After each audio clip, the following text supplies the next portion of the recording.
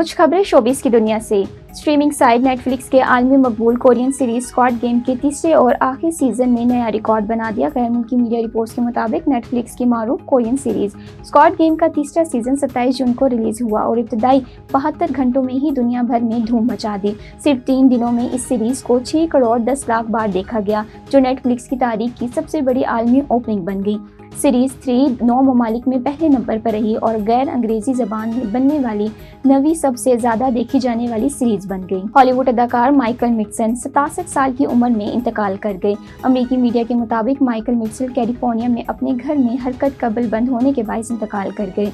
Hollywood अदाकार Michael मिडसन का career 4 दहाइयों पर मुहित है। मिडसन हॉलीवुड के कामयाब तरीन अदाकारों में से एक थे। उन्होंने film Reservoir Dogs, Kill Bill, विलन 2 और Once Upon a Time in Hollywood में यादगार किरदार निभाए। पाकिस्तानी शोबिस इंडस्ट्री की सीनियर अदाकारा सलमा जफर ने इंकशाफ किया कि मुझे मोहब्बत में धोखा मिला, लेकिन मैंने फिर भी उम्मीद का दामन नहीं छोड़ा। सीनियर अदाकार सलमा जफर हाल ही में प्रोग्राम में शरीक हुई, जहां उन्होंने अपनी अज़दवाजी जिंदगी और मोहब्बत में धोखे के समेत कई इंकशाफ किए हैं। ड्रामा सीरीज नमक हराम, मश्क, कर्ज़े जान और ज़िबाइश में अदाकारी के जौहर दिखाने वाली सीनियर अदाकारा सलमा जफर ने अपनी ज़िंदगी के इन गोशों से पर्दा उठाया जो अब तक सामने नहीं आए थे।